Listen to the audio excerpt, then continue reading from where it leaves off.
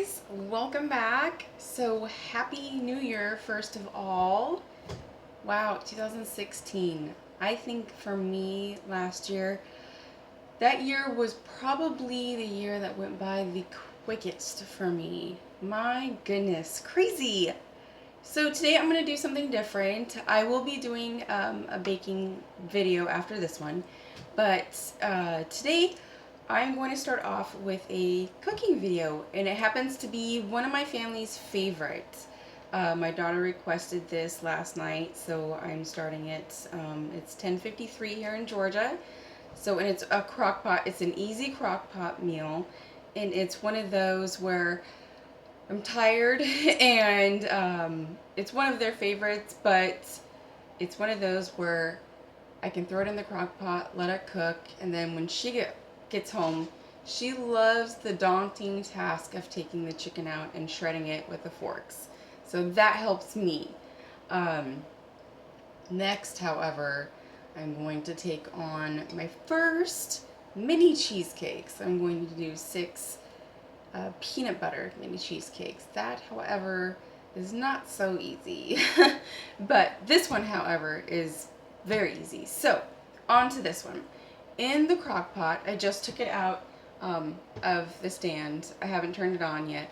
But into the crock pot base, I simply took 3 boneless, skinless chicken breasts. So I just placed them in there on the bottom. And their skin side, well, I guess they're skinless. But the smoother side, you know, there's always a smoother side and then there's like a funkier side on the bottom. I put the smoother side down and I poke them with forks. Because when you do that, you can always get the seasoning in there better. That's what I tend to, find out. And I just sprinkled some salt and pepper on both sides and then stuck those on the bottom. So I'm going to put this back into the stand. And then we're going to move on to the seasoning. And what we're making is a slow cooker zesty barbecue pulled chicken sandwich. So that's what her ultimate favorite is because she loves her barbecue. And so does my husband. So then we're going to grab our clear bowl and we're going to mix in our marinade for the chicken. Very simple, very easy, few ingredients, but I tend to go above and beyond. And this is a recipe I think I found on Pinterest when we first moved to Georgia in 2012, and I think I tend to make every recipe my own because my family likes a lot of different flavors, so that's what I've done with this one. But the recipe called for honey mustard, zesty Italian, which we have, a whole bottle of Mesquite barbecue, and I believe it's an 18 ounce. So we're going to go ahead and get started, and we're going to pour in, if I can open it, there we go. We're going to pour in the entire bottle of this Mesquite barbecue sauce. And I think the one I got is a Mesquite smoke, but it just has to be a Mesquite, or, any of these you can make your own. That's the good thing about this. You can take anything, any of these ingredients, and make it your own, however you like your pulled. It's kind of a take on pulled pork sandwiches. It's just a pulled chicken sandwich. So that's what we're doing there. So it's the entire bottle of the barbecue sauce. Now, I'm not one to waste anything, so I'm going to pour water into this, shake it up, and pour it all out. And then this is a 1/4 cup of brown sugar. We're going to plop that bad boy in there. And it calls for a 1/2 cup each of the honey mustard and the zesty Italian dressing each will go into here. And I will put that in there each.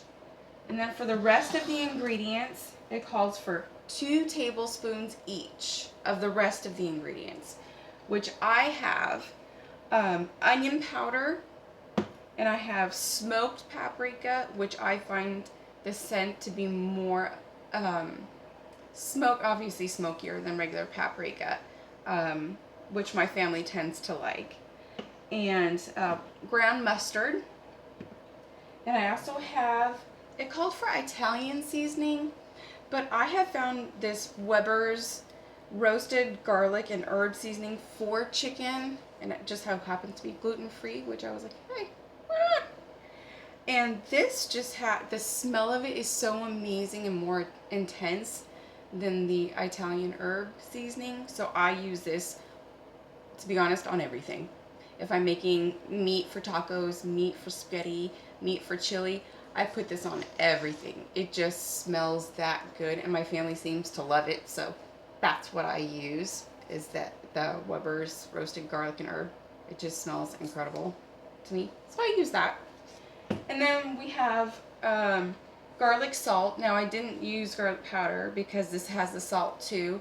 So I use this. Normally I don't use garlic salt on anything because of the salt and all of that. I use garlic powder instead. But in this recipe I will use it because it has the garlic powder and the salt. So I'll use that. And I will be putting just a dash of the balsamic vinegar to add that zing to it. Even though I will also be using Worcestershire sauce. Worcestershire. Oh, it does tell you. Look at that. I've been using this forever and I never knew that. Let's see, how do we pronounce it? Worcestershire sauce. No, I'm going to stick with my Worcestershire sauce. How about that? That's funny. So, and some minced garlic. Some minced garlic. I will be using that. And I will actually probably use half of a tablespoon of the juice that's in here too, to add that little extra whoop. And I'll be using a tablespoon of EVOO. Thank you, Rachel Ray. I like Rachel Ray, and she says EVOO. Makes me feel a little more important. I don't know. Who knows? EVOO. Here we go. So I'm going to add that all to the bowl, give it a mix, and we'll be right back. Okay? See y'all. Okay, so we have all of our ingredients mixed into the bowl, and I just wanted to show you. Look at it. I mean it. I use everything. So, done with that guy. So, we're going to mix all of everything together, and was my phone light so you guys could see better. My lighting sucks. Sorry, I'm not a pro. So we're gonna mix it all together. And I normally keep all of my stuff out so I can see if I need or want anything more. Normally I have my daughter and my husband here with a spoon waiting to taste it. But he's at work and she's at school. So, and I can't taste it, so I'll go by smell. That's what I normally go by, is I go by smell.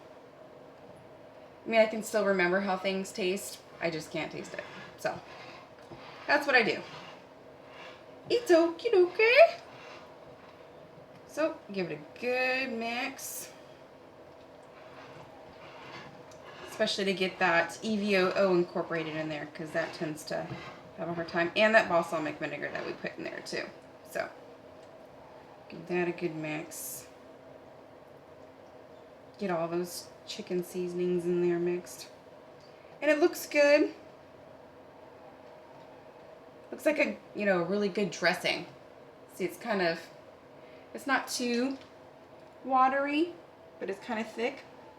So we'll move that here. We'll grab our chicken. Bring it over to you.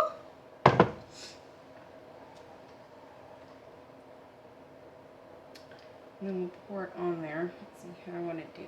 No, I'll grab my little camel ladle. So I can set that down. Chicken.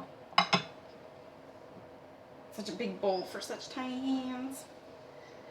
And just evenly, well, you don't really have to do it evenly because it's gonna get it on there one way or another.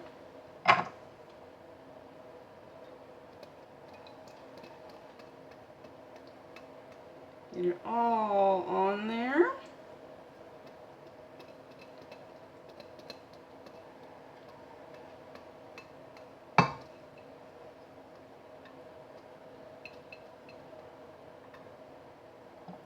So heavy.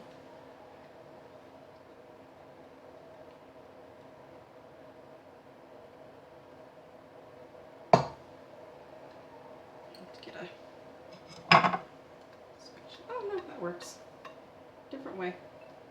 There we go.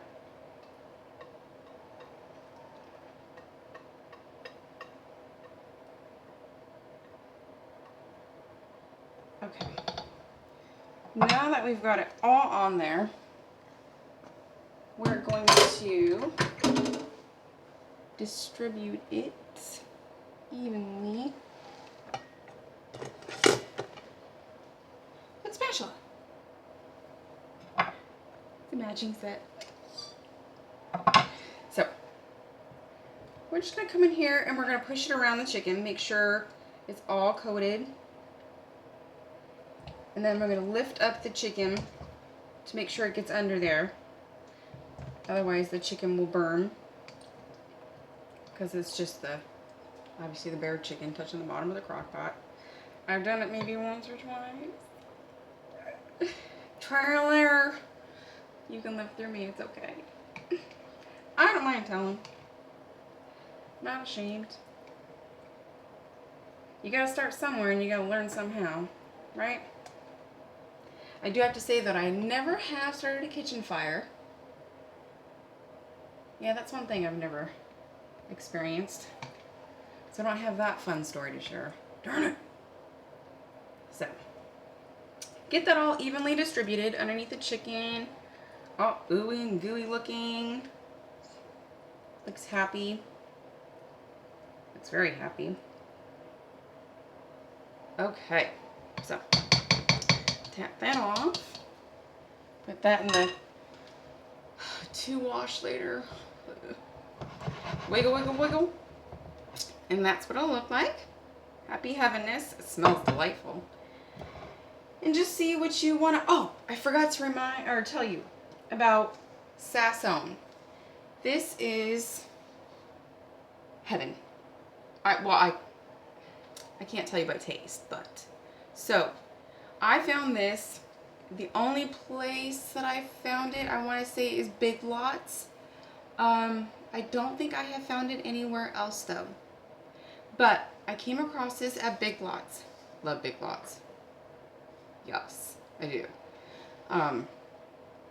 It is a complete Sason, and it is a Spanish spice blend. Now, I can't tell you what's in it because it is in Spanish. I took Spanish for 4 years in high school. Do you know I failed all 4 years? Same with history. Anywho's, so, Sason. Oh my gosh. It smells like every herb I wish I was. That's how I could explain it.